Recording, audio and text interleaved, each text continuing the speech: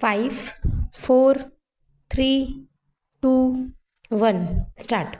सभापति जी, मैं बजट की मांगों का समर्थन करने के लिए खड़ा हुआ हूँ। आज जो बहस हो रही है उसमें इधर या उधर के साथियों ने हिस्सा लिया है। सबने एक स्वर से रेलवे मंत्रालय के इस बजट का समर्थन किया है और रेलवे मंत्री और उनके साथियों को धन्यवाद दिया है।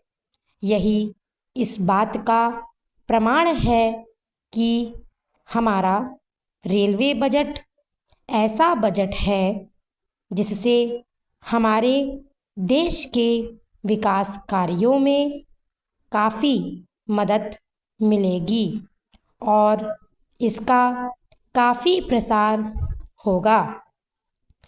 रेलवे बोर्ड के बारे में मांगों की जो सबसे पहली मद रखी गई है उसके बारे में मैं कुछ कहना चाहता हूँ। भारतीय रेलवे अधिनियम में बहुत बार संशोधन किया गया है।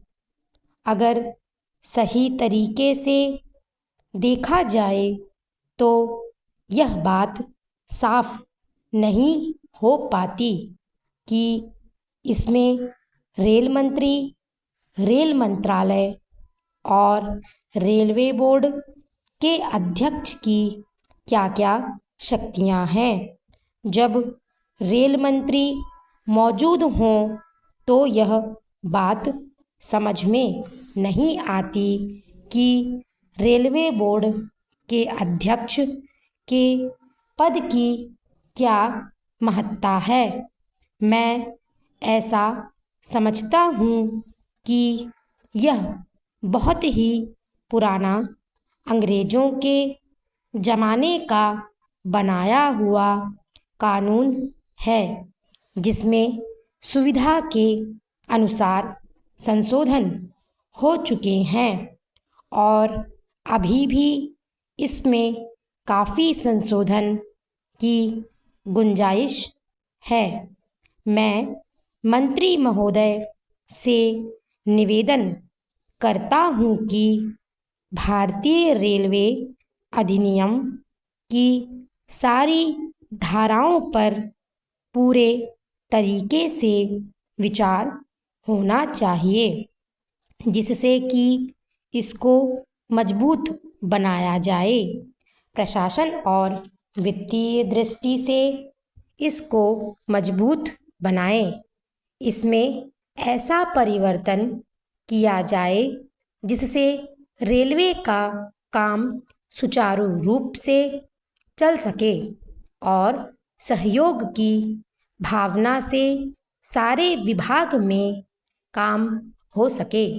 कानून की दृष्टि से भी इस रेलवे अधिनियम में संशोधन की ज़रूरत है और मुझे आशा है कि माननीय मंत्री जी इस पर ज़रूर ध्यान देंगे और इस पर चंद शब्द कहेंगे जिससे देश को मालूम हो सके कि भारतीय रेलवे अधिनियम के बारे में क्या नीति अपनाई जा रही है।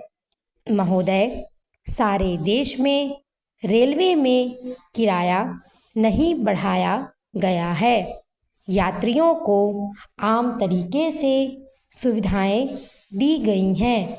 जिस तरह से इस देश में रेलवे के अंदर अनुशासन लाने के लिए उन्होंने प्रयत्न किया है उसका बहुत महत्व है।